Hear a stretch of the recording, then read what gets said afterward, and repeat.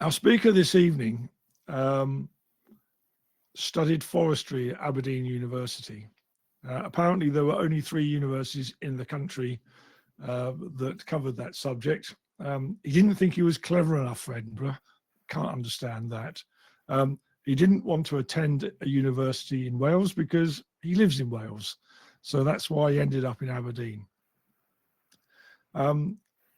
Having graduated, he, I think, has lived the dream for some of us.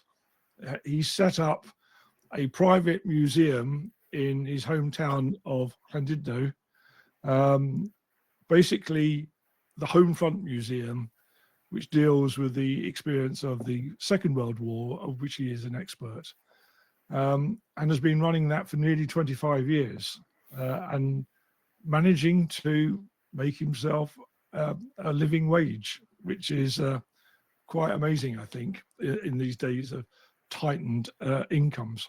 Having said that, what little money he's got left over, he spends traveling the world trying to track down the over 330 graves of members of the Royal Welsh Fusiliers who are commemorated by the Commonwealth War Graves Commission. He's done remarkably well. 285. The remaining 45 are in such places as Iraq, difficult to get to, Libya, now with the Russians there, almost as difficult to get to, and Burma and India. So I'm certain that he will tick those off as time goes by. But I think that's enough from me. What I'd like now is to hand the stage over to Adrian, who is going to talk about the experience of his hometown and particularly the Royal Welsh Fusiliers in the First World War. So, Adrian, over to you. Thank you very much, Dudley. So a very good evening to you all from, well, it's quite a cold North Wales now, but it's been a lovely day here. As Dudley said, this evening I'd like to talk about the impact the thousands of Royal Welsh Fusiliers had on my hometown of Llandudno when they were billeted here in 1914 and 1915. And in case some of you aren't blessed from being from beautiful North Wales, I thought I'd just show you this graphic here. So the little red dot at the top there is where Llandudno is on the North Wales coast, sticking out into the Irish Sea on the Craven Peninsula. So a little bit of background about Llandudno itself. It didn't really exist as a town until the 1850s. Before that, it was a tiny copper mining village. But then came its development into a prestigious watering hole for well-heeled Victorian visitors. And just to give you an idea of the population, back in 1851, the population of the town was just 1,131 people. But 60 years later, that population had grown 10 times to a permanent population of around 11,500 people.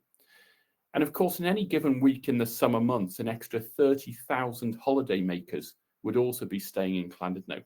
And thus, Llandudno was heavily reliant on tourism at the outbreak of the First World War. So it was on the evening of the 28th of June, 1914, at 1 minute before 8 o'clock in the evening. And the orchestra struck up at the Pier Pavilion, that building you can see in the photograph there. And the orchestra played Chopin's Funeral March. And there was no notification on the programme notes, but the thoughts of the audience immediately turned to the Austrian people who were deeply mourning the assassination earlier that day of their heir to the throne of the Austro-Hungarian Empire by a Serbian nationalist. And Archduke Ferdinand's death triggered a 4-week diplomatic crisis in which a complex network of political alliances across Europe drew Russia and Germany to the brink of war. And it was only when Germany invaded neutral Belgium on the 4th of August that Britain and her empire came to Belgium's aid, committing to a previously signed treaty. Now, back in Llandudno, when Herbert Asquith declared war on Tuesday, August the 4th, it was the day after the bank holiday weekend and thus peak holiday season in Llandudno. And tens of thousands of people were staying in the town, enjoying her many attractions. You can see there the people on the beach and the little pleasure boats as well. And following the announcement made by Asquith, holidaymakers packed up their suitcases and went home. They were very nervous about what the immediate future held. And this proved to be an economic disaster for the hoteliers and the boarding house owners, with thousands of pounds worth of bookings immediately cancelled. And this, of course, had a ripple effect across Llandudno, with tradesmen supplying food and beverages, linen and entertainment venues, all reduced to nothing. Fuel prices increased dramatically, as did the panic buying of food, which did nothing to allay fears of an ever-deepening crisis. The offering up of prayers for peace in Llandudno's places of worship, well, they came to nothing either. And sensationalist stories didn't help matters either. At nearby Conway, there were thousands of territorials from the northeast of England, and they were just beginning their 2-week annual camp. But when war broke out, many sent telegrams home.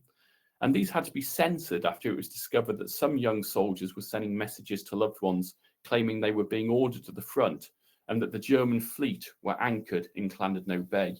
Just for the record, neither part was true. By September 1914, Llandudno newspapers were full of articles referring to the acute distress and forthcoming destitution amongst the town's lodging housekeepers and tradesmen. And on the back of this, Llandudno Council were under immense pressure to react, but were relatively clueless as to what to do. There was no precedent for this sort of thing. And so a town that was only 60 years old could really be finished before it had begun.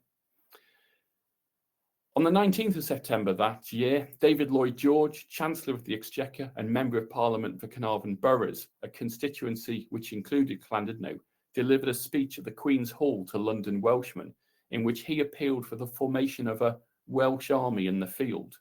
And to give this idea credence, the Welsh National Executive Committee was formed in Cardiff on the 29th of September to organise the recruitment of a Welsh Army Corps of 2 or more divisions. And in North Wales, particularly in rural areas, there was initially little enthusiasm for voluntarily enlisting in the armed forces, which was put down to a limited military tradition in the region and also the teachings of pacifism in non-conformist chapels. And David Lloyd George, with much at stake, it has to be said, recognised Colonel Owen Thomas, a non-conformist Welsh-speaking farmer from Anglesey, as the man to aid recruitment in North Wales. And despite reservations from the Minister of War, Lord Kitchener, on many, many aspects of Lloyd George's Welsh Army Corps, the Chancellor got his way and Owen Thomas was appointed. And he immediately came up with several recommendations to target recruitment appeals centred around localism and Welsh nationalism.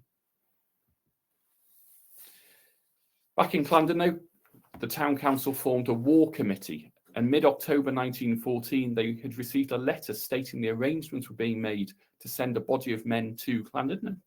And days later, Brigadier General Owen Thomas, as he now was, wrote to the council stating that a battalion of 1,100 men of the Royal Welsh Fusiliers, made up of men from Anglesey and Carnarvonshire, would be billeted in one of the 2 named counties.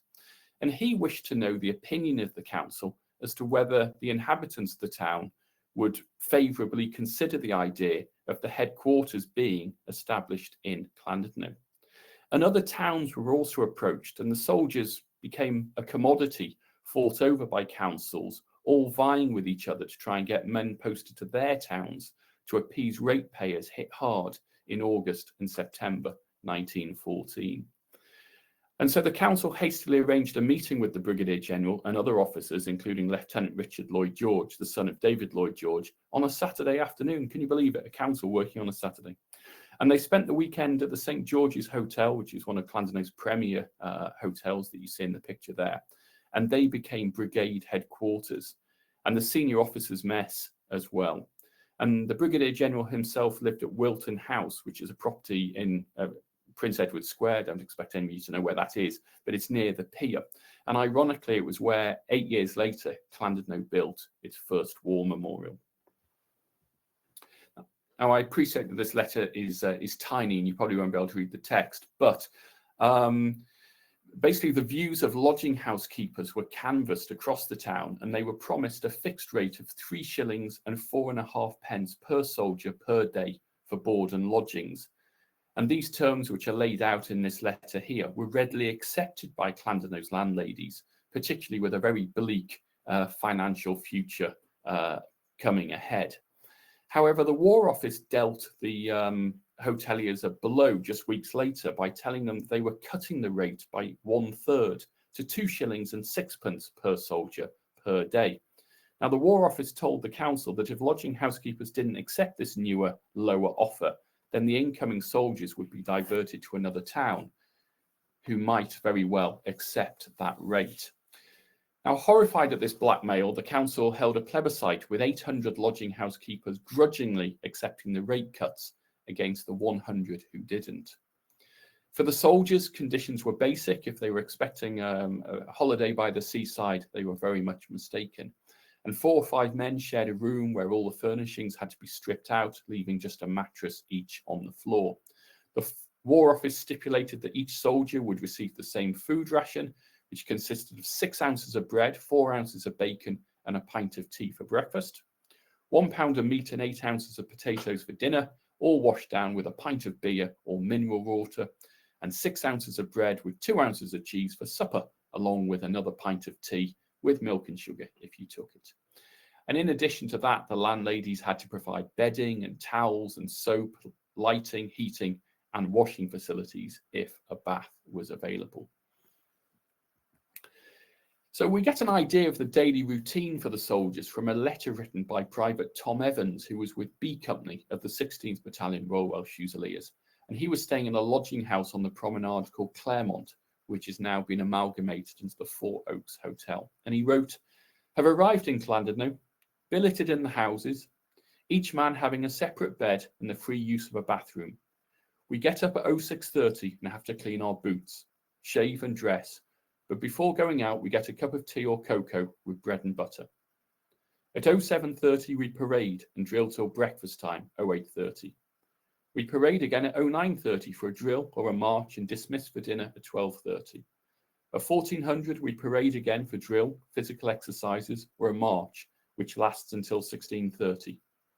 Tea is served about 1700, and then we are free. The only rule being that we have to be in our billets by 2200 hours. The food served is excellent, and no one need hesitate.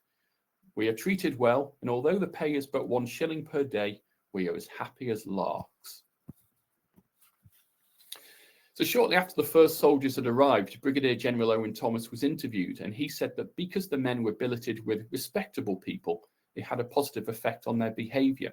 And he went on to say that the good food, good housing, and change to regular duty and exercise had done much to improve the physique and general health of the men.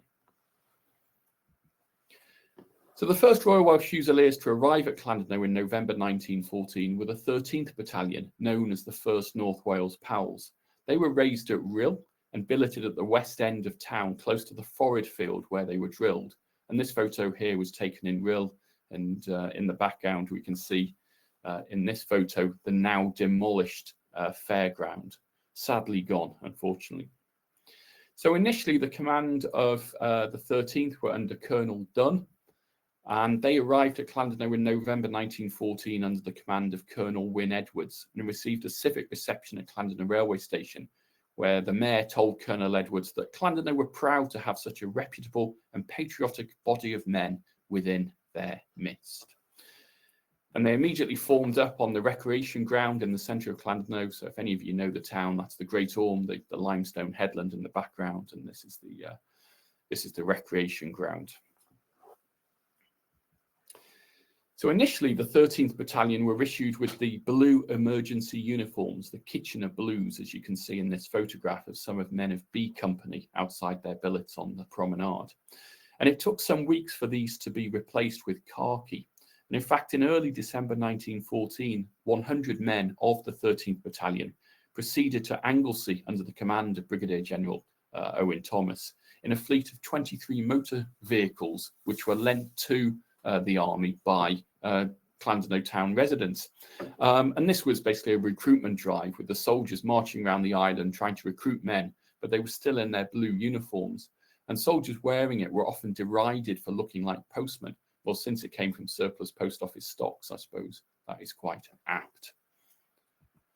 Now, it must be remembered that in those days, a lot of accommodation, especially the small boarding houses, didn't have bathrooms. Indeed, it was still common practice in private homes right up until the 1940s for a tin bath to be brought in and filled with hot water for people to bathe. Therefore, the soldiers often bathed in public baths or at hotels. And in Llandudno, there were quite a few of those, including the Craigside and Neville Hydros. And the photo here is of Private Owen Price Jones of Amlwch, also from Anglesey. And he was the son of a tobacco merchant, and he had been a ship's purser before the First World War, but he decided to quit a life at sea and join the Royal Welsh Fusiliers. And the 36-year-old came to Llandudno with the 13th Battalion. And one day he went to the Neville Hydro for a bath, which was run for him by an attendant, and once filled, the aide left and drew the curtain behind him. Now, the exact circumstances of what happened next will never be known, but from Owen's bathtub came a blood-curdling scream, and the attendant rushed back to find the soldier sat in the bath with scalding hot water pouring down his back. Owen Jones was paralysed by shock. He couldn't move to get out the bath, nor could he turn off the tap. And he was immediately rushed to the Sarah Nicol Cottage Hospital, which is the building you can see in that photograph, for treatment. But he started to become delirious and was strapped down to the bed to keep calm. And this position he died in a day later. And an inquest was held, and the coroner inquired as to what had happened at the Neville Hydro that fateful day. And he was told that each bathtub had 3 taps, one hot, one cold, and one for seawater, but that none were labelled, as the bath attendants knew what came out of each, and the public were forbidden from drawing water themselves. It looks like Private Jones had ignored that instruction, and he drew water from the hot tap that the Neville Hydro's management estimated to be a temperature of 170 degrees Fahrenheit, or 76 degrees centigrade in new money. So a very sad end there for Owen Price Jones.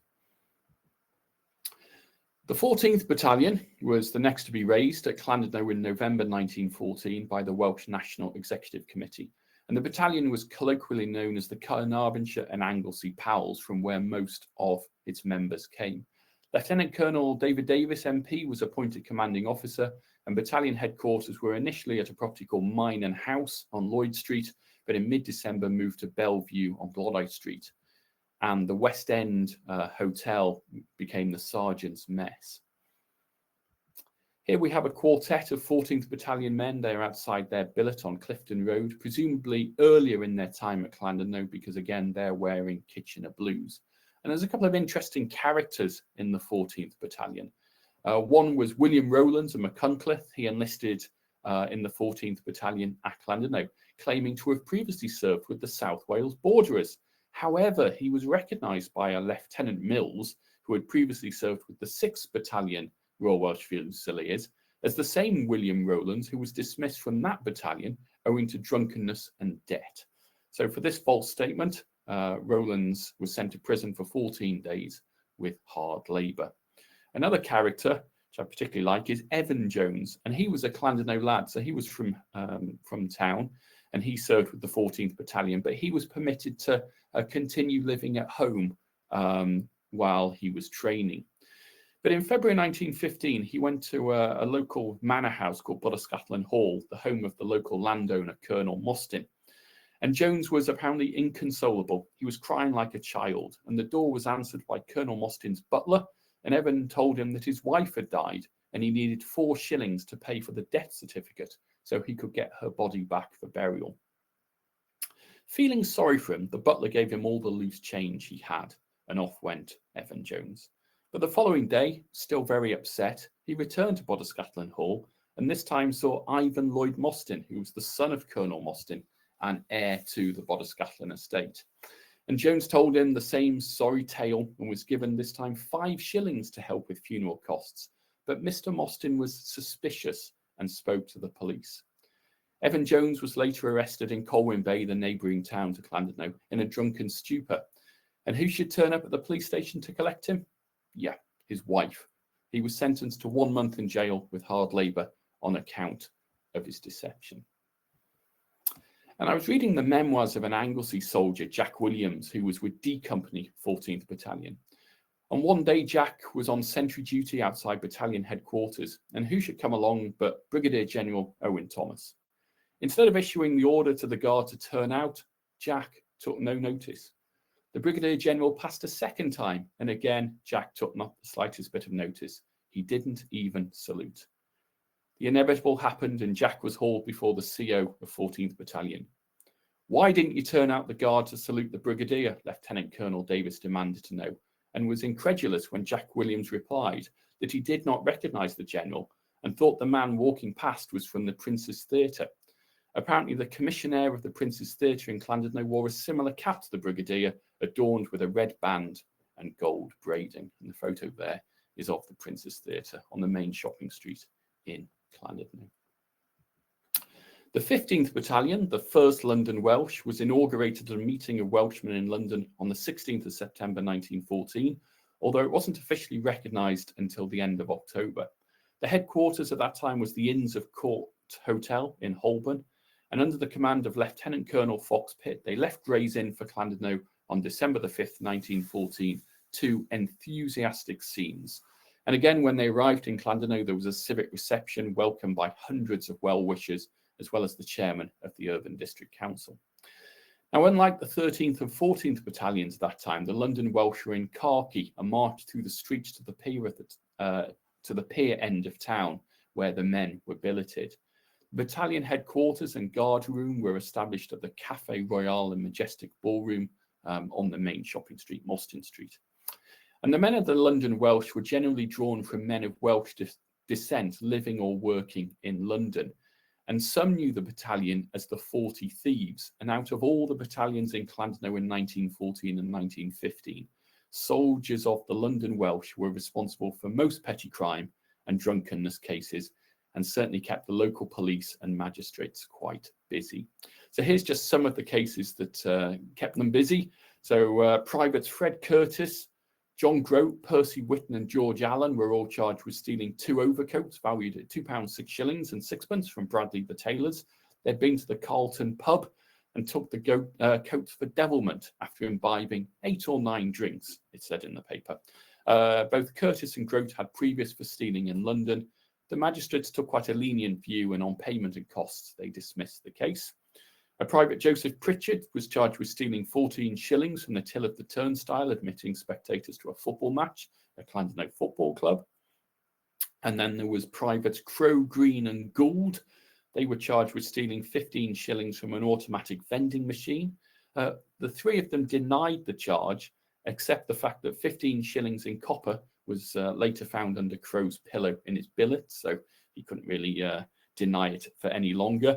And then there was Private Leslie Johnson, was charged with stealing a gold ring valued at 25 shillings from his landlady. He took it to a pawnbroker, received 3 shillings and sixpence. He had previous convictions and was fined 20 shillings. And then there was Private Alfred Tappin, and he was charged with assault. And he and other soldiers apparently liked to visit a house in Llandudno, and by all accounts were quite rowdy. And a neighbour complained, asking Tappin to keep the noise down, so Tappin punched him in the mouth, causing the man to fall and hit his head on the curb. Dazed and bleeding, he went to find a policeman. So PC Jones found Tappin and asked him to accompany him to the police station, which, fair play to Tappin, he did. But without warning, he struck the officer on the head and ran off. The copper ran after Tappin and caught up with him and was about to grab him when Tappin crouched to the floor, causing the bobby to fall over him, and Tappin hit him for good measure a couple more times. PC Jones got to his feet and eventually arrested Tappin, who was sentenced to 14 days prison with hard labour for hitting the Llandudno householder and a month in jail with hard labour for striking the policeman. Alfred Tappin had a list of criminal convictions dating back to the 1890s. In 1904, he stole Prince Alexander of Teck's coat and other possessions while at Aldershot. He was dismissed from the army. He returned to his native Clerkenwell in London, where he was later charged with warehouse breaking, office breaking, and shop breaking. He ran a series of aliases, including Alfred Tappin and Alfred Watson, and his real name was actually Alfred Johnson. He had previous for beating up policemen too, having viciously assaulted a PC Baldwin at Clerkenwell in 1903. So this being called the 40 Thieves, they seem to have earned their title somewhat. The soldiers of the London Welsh were billeted in lodging houses around the top end of Llandudno, around the pier. And there was a lady, Llandudno lady called Miss Muriel Barnes, and she endeared herself and indeed was made an honorary member of the London Welsh Association post-war by allowing her front room to be available to the duty officer when he was out and about inspecting the sentry posts. And mysteriously, there was always a pot of coffee and a plate of sandwiches waiting for him, hence the endearment to the officers. The London Welsh utilised Prince Edward Square as a parade ground, and the band of the London Welsh were particularly busy while in Llandudno, holding 3 concerts a week at the Pier Pavilion on Wednesday, Saturday and Sunday evenings, as well as being involved in many other events and parades. The 16th Battalion, now they were raised in November 1914, predominantly of recruits surplus to the 13th Battalion. So when the 13th Battalion became full strength, they moved over to the 16th. And battalion headquarters was at Minon House, and they'd taken over the HQ after the 14th left there. And the men were largely billeted in the south of Llandudno. So this photo was taken outside Heath House boarding house, which has now been amalgamated into the Kensington Hotel. And it's interesting to note the soldier on the front row, my bottom left there, and to note that he has a black button, second one down. And this is known as a mourning button, M-O-U-R-N-I-N-G, rather than the time of the day. And soldiers who had lost a relative, a very close relative, already in the war were allowed to paint or cover the second button down with black crepe paper or black paint. So, so that's the reason for the button on the soldier there. And this is the 16th Battalion posing, or part of them, I should say, outside the photographic studio in Llandudno. Now, while I mention the misdemeanours of the London Welsh, by far the biggest heist pulled off by a Royal Welsh Fusilier in Llandudno during the 1914-15, when they were here, was Sergeant Henry Lee. And in March 1915, he was up before Conway magistrates, charged with stealing the sum of £33, 1 shilling and 4pence, the property of His Majesty the King. And that's around £2,000 today. And Lee had been given the money to pay landladies who were billeting soldiers and men who had been discharged. And after paying one man 30 shillings, Henry Lee disappeared with the rest of the money. And it wasn't immediately reported because the rest of the brigade had gone on a route march. And on their return, the missing sergeant was reported to the civil police. And Henry Lee was arrested at Liverpool as he was boarding a liner for New York just a week later. And to be honest with you, he very nearly made it. On arriving in Liverpool from Llandudno, he initially took passage to Ireland and made his way to Cork, where he passed himself off as an American citizen, and he booked a passage to the United States. In Cork, they gave him his boat ticket and told him he had to go back to Liverpool, as that's where the ship was sailing from. He also received a permit to proceed to the Mersey port, which was an area in which aliens, i.e. non-British citizens, and he now claimed to be American, were not to be without permission. However, the liner on which he was due to take passage to the States was damaged in a collision, and so he had to wait in Liverpool from the Wednesday to the following Saturday. But it was while on the landing stage, just as he was about to embark, that he was recognised and arrested. So at the court hearing, Lieutenant Westbrook of the 16th Battalion applied for the transfer of the prisoner under Section 22 of the Army Act to try him at a court-martial for stealing. And the magistrate's clerk asked that the military authorities recognise the fact that the civil police had been most energetic in arresting Henry Lee, and would they refund the expenses incurred in bringing the accused from Liverpool. Lieutenant Westbrook agreed, and the accused was handed over to a military escort. And at a court-martial, Henry Lee was found guilty, sentenced to be reduced from the rank of sergeant, and ordered to be imprisoned for 6 months with hard labour at Rhythin prison. Now, despite my best efforts, I've not been able to find out any more about Henry Lee. So if any of you out there know anything or can find anything, I'd love to hear from you. And so the youngest of the battalions was the 17th Battalion, which was raised at Llandudno and Blaenau Festiniog in February 1915.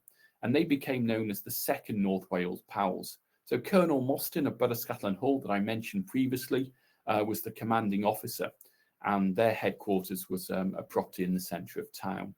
The 17th Battalion lads, all told, were generally well behaved. I could only find one instance in the local newspapers of bad behaviour, and that was a chap called Richard Jones, and he was charged with stealing 3 motorcycle inner tubes from the local pub. After being arrested, he then damaged the police cell by smashing the window. And while having a decent disciplinary record while in the Royal Welsh Fusiliers, he had stolen property worth 20 francs while he was in Antwerp before the war. And from 1902 to 1910, he was detained in Denbigh Asylum, which is the local mental asylum as they were known then. So while I appreciate that I've highlighted the misdemeanours of a few soldiers, considering that there were some 7,000 young men billeted at Llandudno, there were always going to be a few bad apples, but generally their behaviour was very good, especially when you compare to the behaviour of other elements of the division at Colwyn Bay and Rhyl, who brought absolute chaos to both those seaside resorts, with full-scale insurrection at times. Also, sexual assaults on young women were much more commonplace in Colwyn Bay than at Llandudno, although it'd be wrong to say that they didn't occur at all. So while the military were able to keep the men occupied during the day with endless drill, physical training, route marches, instruction, trench digging and shooting practice, the few hours between supper and the 2200-hour curfew were for the soldiers to do as they pleased. So after a series of incidents, magistrates met in November 1914 at the behest of the Chief Constable, who recommended that the hours for the sale of intoxicating liqueur should be curtailed under the Emergency Powers Act. His suggestion was accepted, and all pubs had to close at 9 p.m. So under the order ratified by the Home Secretary, women were only allowed in public houses between noon and 6 p.m. Publicans who defied the orders were liable to fines of £50, and understandably, there was huge opposition to it from the 44 licensed premises in Llandudno. There was, of course, one exception to this rule, and that was the St George's Hotel, which is where the senior officers had their mess, and that was able to carry on serving booze indefinitely. Instead of drinking, the men were encouraged, especially by the chapels, to partake in other activities to pass the time. The schoolrooms of 5 town centre churches were opened each evening as writing and recreation rooms. Games, periodicals and writing materials were supplied, and smoking was permitted. The lecture room at the library, which is the picture you can see here, was available each evening for soldiers' quiet enjoyment, while the public bar of the Welcome Hotel was open for soldiers to play draughts or chess. The Salvation Army set up a canteen, and one of the local church rooms oddly set up a miniature rifle range as well. And places of entertainment, this is the Pier Pavilion again here, did a roaring trade. The Pier Pavilion held 2,000 people, and it was a sellout most evenings. And at that time, there were also 7 theatres, cinemas, music halls in Llandudno. Now there's only one. And amateur dramatic societies put on shows, often to raise money for the war effort. And demand for electricity and gas, which at that time were both the responsibility of the local council, grew greatly for illumination and cooking, respectively. In January 1915, demand for both was 2/3 greater than it had been in the January before. There was some downtime too. This fantastic image was taken at the back of one of the houses in central Llandudno. The girls are wearing the tunics of the soldiers and holding their rifles. And all the guys are looking pretty relaxed. And I guess that these are the homeowners that you can see also in the centre there, the 2 ladies with the fox stalls, who were billeting the Royal Welsh Fusiliers. They all look so happy, all unaware really of the horrors that laid ahead. Religious services were very well attended, both conformist and non-conformist. This is the old little parish church on top of the Great Orme, that limestone mountain I showed you in a picture previously. And they held outdoor services in the spring and summer months. And we can see some of the Royal Welsh Fusiliers attending there. And this property, which then was known as Red Court, was handed over by its owner to the Red Cross at the outbreak of the First World War. And it was operated partially by the VAD, the Voluntary Aid Detachment, and it was used as a hospital by the Royal Welsh Fusiliers when billeted in Llandudno, and had 25 beds. And between December 1914 and August 1915, 393 soldiers were treated at Red Court as inpatients, and many thousands attended as outpatients. And in April 1915, a rumour had to be quashed, claiming that the town and soldiers of the Royal Welsh Fusiliers were riddled with spotted fever. The rumour was unfounded, with not a single case found amongst the population, but there were concerns that false allegations like these would impede recruitment. In early February 1915, Major General Ivor Phillips, commanding officer of the entire division, visited Llandudno to review the troops, with the 17th Battalion only being raised the week before. Some 5,000 troops of the 13th, the 14th, the 15th and the 16th Battalions paraded and were respected on the promenade, as you can see in this photo here. And interestingly, some of the men at the end of the columns were wearing civvies that they'd literally only been in the ranks a few days. And there were a couple of unfortunate incidents that day involving horses. At the troop inspection, Brigadier General Owen Thomas was thrown from his horse. It was raining, making the tarmac slippery, and the charger slipped, throwing the brigadier. Neither were hurt, you'll be pleased to know. And another incident happened on one of the main thoroughfares, Glodite Street, when a dray horse got loose from the cart it was hauling. It darted across the street, smashed a lamppost, and headed for the windows of the sub-post office. And it was here, because it was raining, there were several men of the London Welsh. They were sheltering from the rain ahead of the troop review, but soon scattered as the horse crashed into a large showcase outside a clothes shop, smashed it to atoms, and demolished one of the posts holding up the veranda. One of the soldiers was kicked by the horse, and another hit by broken glass, and both were ordered to that first aid post that I showed you previously, before being sent to billets and missing the review.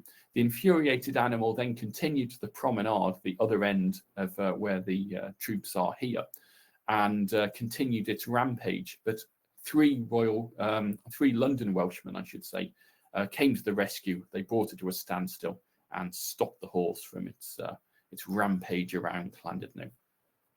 So a month after that inspection, it was St. David's Day. So St. David obviously being the patron saint of Wales, and it was a huge occasion. And a second parade was organised. David Lloyd George, Chancellor of the Exchequer and local MP, took the salute on a hastily erected dais on the promenade, and you can see him in the centre there. And he's accompanied by General Sir Henry Mackinnon, who was General Officer Commanding of Western Command, Major General Sir Ivor Phillips, Brigadier General Owen Thomas, and the Earl of Plymouth as well. And each of the soldiers wore a leek on his cap or on his shoulder strap. And this is the 14th Battalion marching past the dais, led by their goat. So all the battalions had goats. Many were procured from the Great Orme. Some of you will be aware that the Great Orme goats became famous again during the COVID lockdown when they abandoned the Great Orme and wandered around town, and the Great Orme went viral around the world at that time. But yes, each of the battalions had a goat, and there was an unsavoury incident. An unnamed battalion sent a platoon of men onto the Great Orme to capture a goat. They failed miserably, but actually ended up corralling a large number of them to the cliff edge and ultimately to their deaths. So it's certainly one way of controlling the population, which people today some would be pleased with, others clearly wouldn't. But after the St. David's Day parade, there was a religious service for non-conformists at the Pier Pavilion, and David Lloyd George attended. He later described it as the most thrilling service he'd ever attended, particularly the spectacular singing of more than 2,000 people singing in Welsh. Men of every class, every profession, every calling, every condition of life. And the council went to great lengths to decorate the town on St. David's Day, with bunting draped between all the buildings, and girls and young ladies sold small decorative Welsh flags, with proceeds going to Mrs. Lloyd George's Comfort for the Troops Fund. With the rank and file soldiers given the rest of the day off, many invited their families to spend the day with them, and it's estimated that an extra 13,000 people descended on the town, with 8,000 arriving by train. And of course, it was a good opportunity to recruit more men to the army, with over 100 volunteering for the armed forces on that day. Now, it's hard to believe in this day and age, but politicians were once quite popular. And this is the scene at the end of the review, and right in the middle there, just below the flag, is local MP and Chancellor David Lloyd George being mobbed by crowds of people, or who wanted to to at least see him, if not speak to him. And later, David Lloyd George there, seen in the bowler hat, attended a brigade luncheon at the St George's Hotel, attended by the great and the good from the town, as well as the senior officers. And while at the St George's, a poor woman arrived with a very old cup and saucer, which apparently several collectors of china had been anxious to acquire. The staff tried to dissuade her, but she persisted, and an officer asked what she wanted of David Lloyd George, and he went to find him. She presented the cup and saucer to the Chancellor, and in return received a gold coin. And I was always intrigued by this cup and saucer, so I spoke to the David Lloyd George Museum, which is further down the coast near Porthmadog, Llandudno, which is David Lloyd George's home village. But they've got no record, unfortunately. I'd love to know what the cup and saucer was, but there we go. Somebody might be able to tell us one day.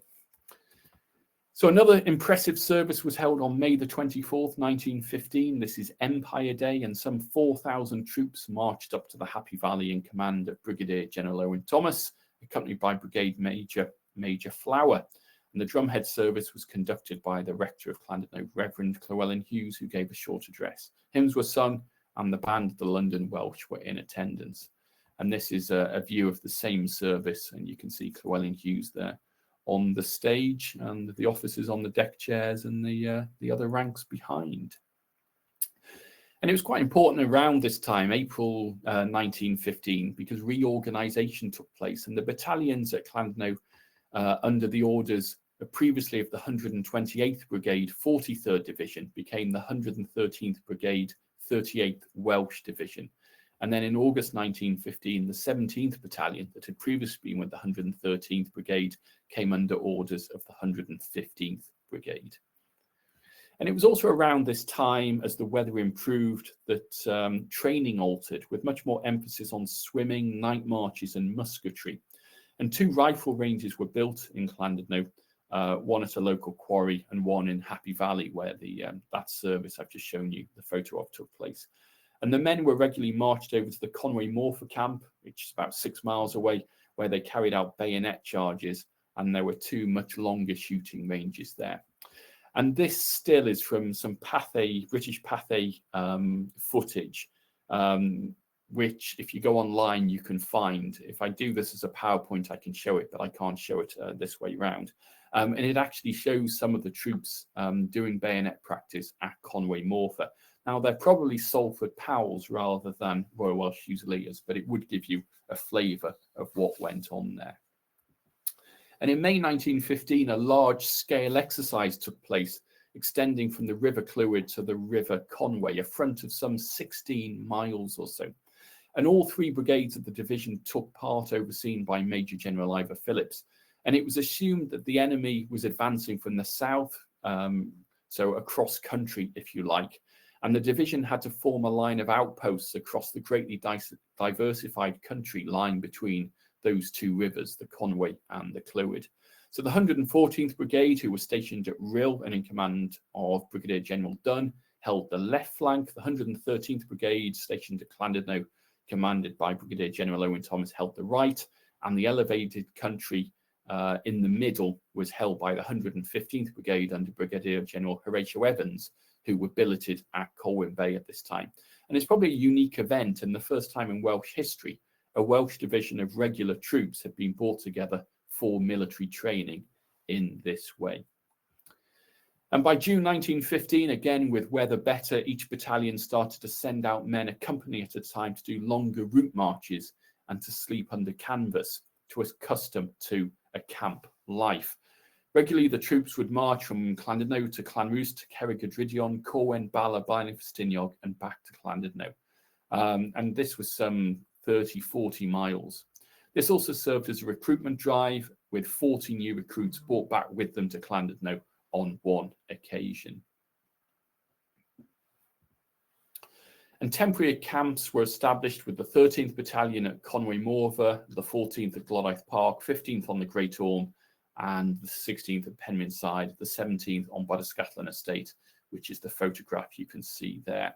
And we have a fascinating insight into the 16th Battalion's camp at Penrhyn-Side thanks to the photograph album belonging to a Lieutenant Shillington that is in the collection of the Royal Welsh Fusilier Museum at Carnarvon. So these are the photos here. So these are annotated as sentry duty and battalion headquarters, respectively. And then we've got ablutions at Penrhyn Camp. Kit inspection, and you can see the bell tents at the back. This is just titled Dinner. We've got practice trench digging. Now this is in one of the old quarries, one of the old limestone quarries. You can see the quarry buildings in the background there. And then we've got rest during route march around the Great Orme. So it's lovely to see them in their uniforms. An odd one's got a cigarette in his mouth, enjoying the break. And then I like this one particularly, paddle in the sea after route march. So they've taken off the puttees, taken off the boots, and off the socks come and refresh those feet. So by June 1915, rumours abound around Llandudno that the soldiers would be leaving imminently, and the 13th Battalion, the 1st North Wales Pals, were the first to leave. And Sergeant Major Tom Davis later recalled the march from the promenade to the council field and then to the railway station. And he said, as they marched along the promenade, discipline was strained to the utmost, for there were girls clinging to most of the men in one last embrace, and tears fell on all sides. And at the council field, each soldier was presented with a khaki-bound volume of the Soldier's Active New Testament, paid for by residents of Llandudno. And apparently they were specially produced for soldiers, being printed in clear type so that they could be read in dim light. The next to leave were the 14th Battalion, and they'd gone by June 1915 to Winnall Down Camp rather, in Winchester. And by August 1915, holidaymakers returned en masse to Llandudno, and it was estimated that over the August bank holiday weekend, there were still 4,000 soldiers and between 20 and 25,000 visitors, as well as the permanent population of around 10,000 inhabitants. And accommodation apparently was so scarce that people had to sleep on the floor of the town hall because they were that desperate. Now, before the 15th, 16th and 17th battalions left later in August that year, there were still some more dramas. So 20 miles away from Llandudno to the east is Dyffryn or was Dyffryn, an old stately home. And this was requisitioned at the outbreak of war and used to accommodate German officers as prisoners of war. And those interned there included Lieutenant Commander Hermann Thollens and Captain Heinrich von Hennig. And they'd hatched a plan to escape from the camp and then rendezvous with a German submarine off the coast of Llandudno. Now, during a prisoner exchange program in December 1914, the opportunity arose for them to get a message from the camp in Dyffryn to the commander-in-chief of German submarines, requesting for a submarine to rendezvous on a pre-set date. And on the night of August the 13th, 1915, along with Captain Hans von Heldorf, Thollens and von Hennig forced their way through the bars at Dyffryn and walked the 20-odd miles into Llandudno. And in his memoirs, Thollens later recounted how they crossed a large training field in the middle of town and admired at our leisure the exercises and drilling of a whole army of soldiers, i.e. the Royal Welsh Fusiliers. Now, confident that they wouldn't be missed until the camp's morning roll, the three Germans enjoyed a meal in a Llandudno cafe before hiding out for the day. By now, the civil police, as well as the military authorities, had been alerted to the fugitives, and like the rest of North Wales, had been put into lockdown. And soldiers of the three remaining battalions of the Royal Welsh Fusiliers scoured the locality, but to no avail. At dusk that night, the three Germans left their hideout and tried to scramble down those cliffs that you see in the photograph there below Llandudno's Great Orme's lighthouse. And in the dark waters, a submarine moved towards them, waiting for a signal, which never came, as the officers, unsurprisingly, failed to find their way down to the beach. But all was not lost for the three, as the plan was for the U-boat to rendezvous at the same position for 3 consecutive nights.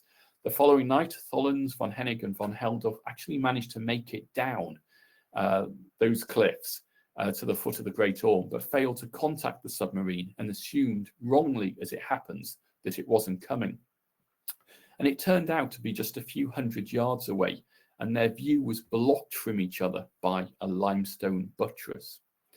So, dejected, cold, and hungry, the Germans decided to walk into Llandudno, split up, and try and get to London however way they could. So after buying a packet of cigarettes, Thollons went into a cafe on Mostyn Street, where a waitress called Nellie Hughes served him a cup of coffee and a piece of cake. And he left the coffee bar, and outside the Tidno Hotel was approached by local police officer Maurice Williams, who asked his identity, and the German was soon being escorted to the police station. Now, Herman Thollons, obviously, comes across to me anyway as being quite cocky, and he spoke very good English, but what he didn't take into account was that the vast majority of the population here speak Welsh. And so when he was ordering his coffee and cake in English, the cafe owner said to one of the customers in Welsh, "Go and get the police. I think this is a German officer," which they did, and that's why he was arrested so quickly. So he hadn't taken into account the fact the locals spoke a different language to him. Going back to the other two fugitives, they couldn't be found, and the authorities staked out the railway station, but no men matching that description entered the concourse. So to be sure, the authorities stopped the train on the way to London and searched every compartment, but again, no sign of them.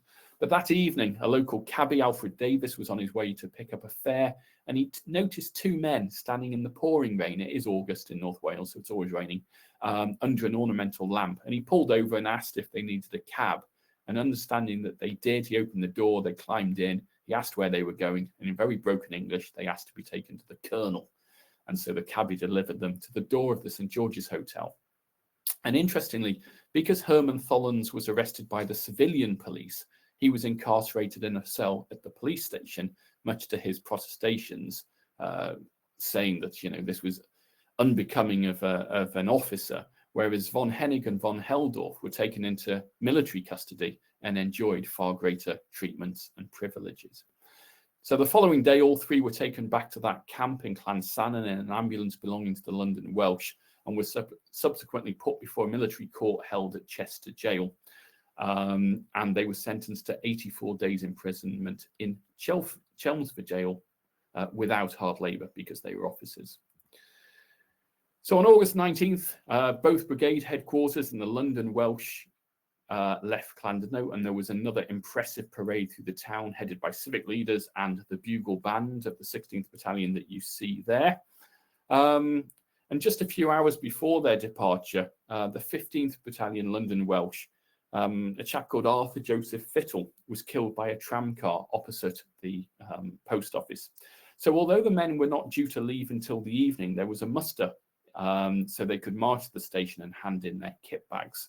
And an electrical engineer before the war, Arthur was a signaller in A Company, and he was crossing the road. And when he just passed the corner that you can see in the photograph, you can see one of the old toast rack trams there. He was sadly hit by a tram, and he was dragged along and trapped in the springs.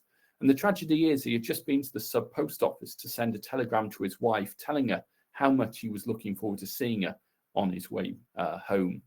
And after the inquest, his body was taken to the railway station, escorted by the Volunteer Training Corps and the municipal band. And he's buried now at Lambeth Cemetery. And there's a photo of his headstone.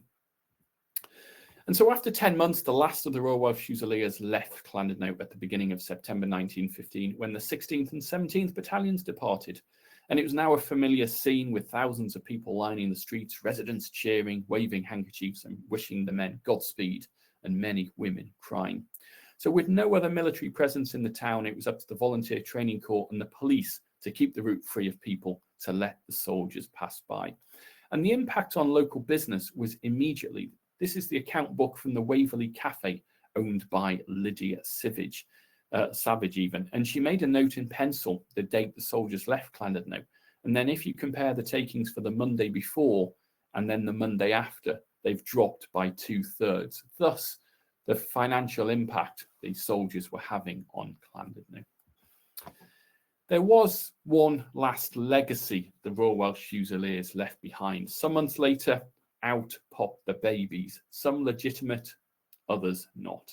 So inevitably, with so many young soldiers in Llandudno, some would fall in love and marry local girls. And pictured here, we've got Ivor Jones of Pont Llanfraith near Blackwood in South Wales.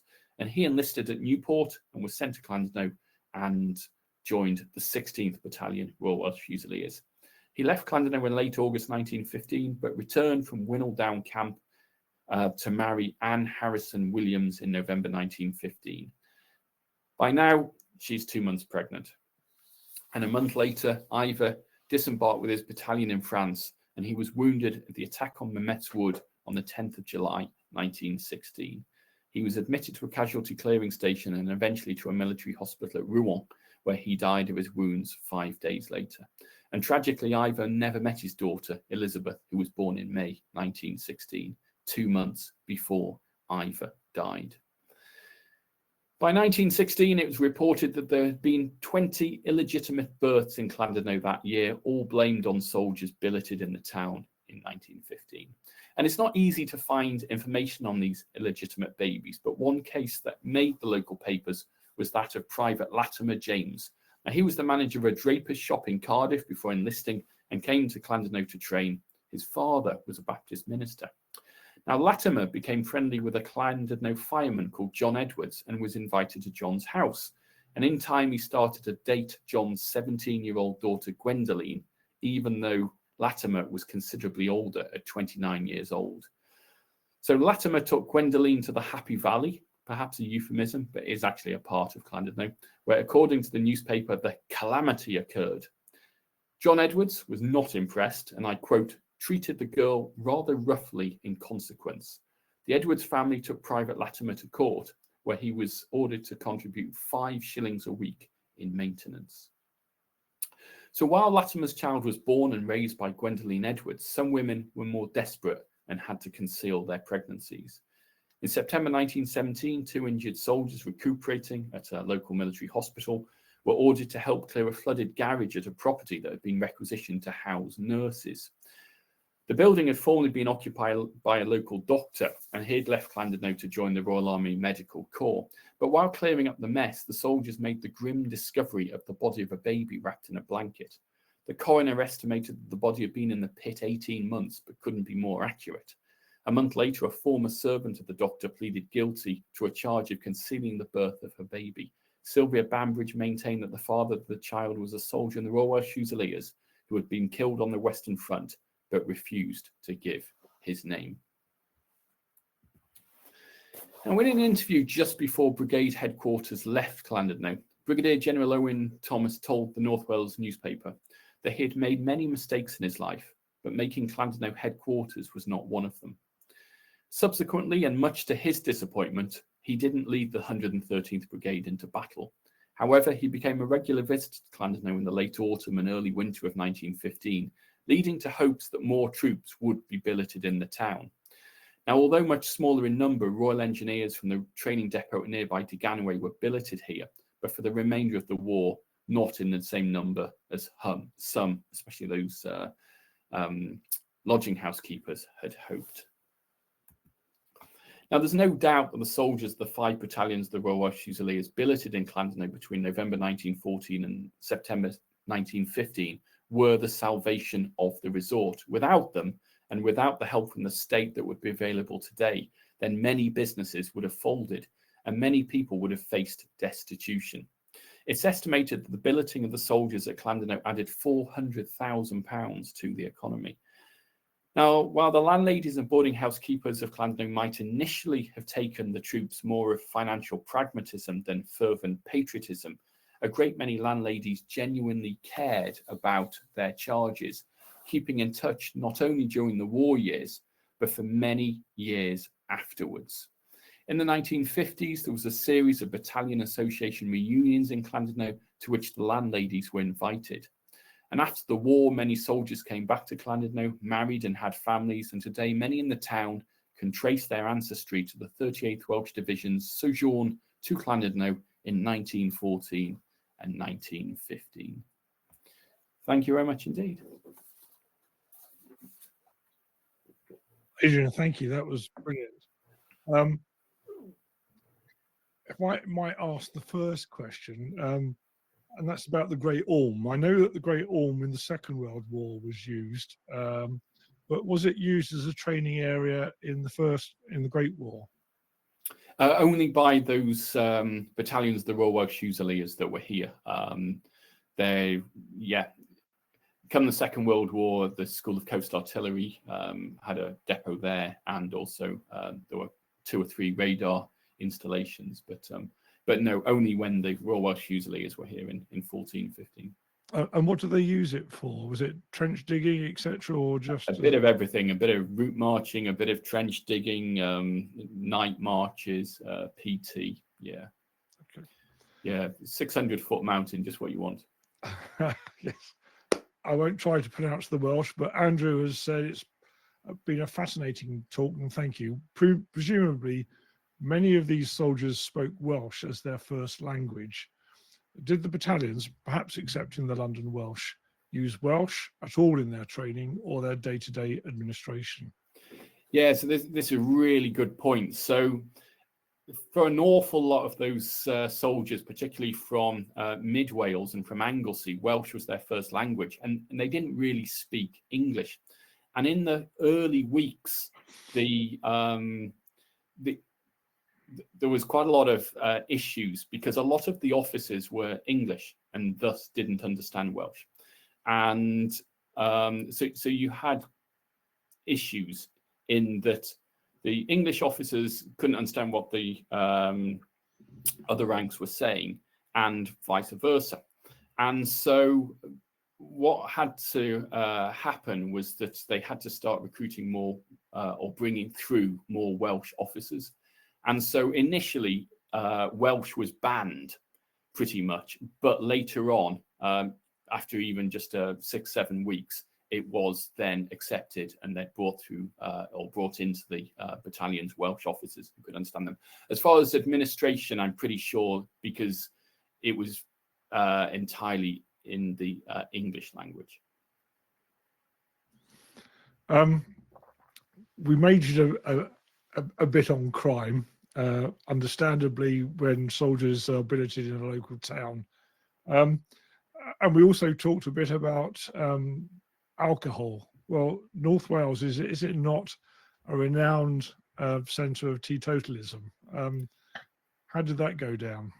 Well, you're right. I mean, this is sort of what I alluded to earlier on, and traditionally pacifism and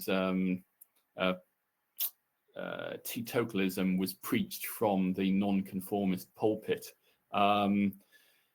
Whether it was more the London Welsh who were the drinkers than the rest, and this is why a lot of the chapels, the nonconformist chapels in Llandudno at the time, sort of were encouraging obviously things like letter writing and drinking tea rather than going to the pub and playing cards, which is what the London Welsh are up to, I think. It also has been said on many occasions that Wales was not, or particularly Mid and North Wales, was not a great recruiting area for the British Army. That seems to be sort of countered by the experiences of the Royal Welsh Fusiliers. Would you like to say something about that? Yeah, again, you're right. I mean, and this is why Lloyd George was really pleased, keen to get Owen Thomas involved, because he was a nonconformist. He was from Anglesey. He was a Welsh speaker. And yeah, pacifism had been born through those nonconformist chapels. Obviously, there was only one division raised in the end with Lloyd George's Welsh Army Corps, which was a disappointment because he was hoping for a second. And so they didn't get the troops, but they fought very, very bravely, and they were involved with obviously the Battle of Metz Wood, the Battle of the Somme, and then Pilkem Ridge at Passchendaele, and various other campaigns. So they were brave men in the end, but yeah, I think you're right. A huge number didn't want to be there. And it was fascinating to learn about the rivalry between the local towns as a centre for billeting, if you like. Llandudno seems to have done quite well out of it. What was the case in Conway Bay and Rhyl? So Rhyl, so both Conway Bay and Rhyl did okay in the end, but I think Llandudno were lucky with the troops we got. They certainly the better behaved of them. So Conway Bay had a lot of South Walians, and so did Rhyl, as it happens, whereas Llandudno ended up with the North Walians, which made up the rest of the division. Llandudno had much more accommodation, so we could accommodate far more battalions than the other two towns. But it's more the holiday resorts further west from Llandudno, going over towards Anglesey, so Penmaenmawr, Llanfyddwchan, who lost out really. So all the holidaymakers went in August 14, and they got very few troops. They got a few Salford pals for a short period, but not to the same extent that the other towns got. And so their tradespeople really suffered in that first Christmas, that first winter. Your talk has majored on the first few years of the war until the Kitchener battalions went off to the Western Front. But of course, at the end of the war, we've got demobilisation, and particularly Canadians were brought back to Kimmel Camp. Was Llandudno involved at all in demobilisation? No, it wasn't. So after the Royal Welsh Fusiliers left, a training camp was set up nearby Deganwy, which is about 5 miles away. So some Royal Engineers came here. But no, when it came to, we didn't have sort of a large purpose-built camps like they did at Kimmel, at Borrowithen there. So no, we didn't get sort of a large mass of troops come along at the end of the war. For many, really, life had sort of gone back to normal. The Royal Welsh left, the Royal Engineers were here, but then, you know, it just returned to being a holiday town, and people still went on holiday. People just got, same with the Second World War, people got used to the normality that we were at war and life goes on, and so they continued to go on holiday. Much to sort of, certainly with the Second World War, the government telling you, you know, don't use the trains, you know, they're needed for the vital supplies and moving armed forces around, but people took little notice and got on the train and had a 2 weeks in the North Wales coast anyway. We have a question from Mark. For some reason, I can't put it up on the screen, but he's saying thank you. It's an excellent talk, informative and entertaining. But in choosing the location of the training camps in 1914, 1915, can you say anything about the political jockeying involved? How did communities put forward their case? Well, I think really for us here in Llandudno, we have a lot to thank the fact that our local MP was David Lloyd George, Chancellor of the Exchequer. And you know what it's like with politics. So the town council, the urban district council is panicking what we're going to do. This goes up the line to David Lloyd George. He obviously wants to look after his constituents. He's lobbying for this Welsh Army Corps, etc., etc., etc. So I think really that's why we did so well here in Llandudno, and why we got so many battalions of men and so many soldiers to fill rooms. So yeah, it's undoubtedly the reason that Llandudno fared so well, and probably why others didn't. And this blackmail basically that went on, you know, they promised so much money to start off with and then cut the funding, by which point, you know, the landladies and landlords of the boarding houses, they're sort of geared up to now, we're going to have people to get us through this winter. It was a blow, but, you know, they were basically blackmailed. You either accept this money or we will take it somewhere else. What do you do? And they took the money and it saw them through. And as I alluded to at the beginning, Llandudno was only a young town. It was only really 60 years old in 1914. So it would have been the end of it if the Royal Welsh hadn't been billeted on us in 1914.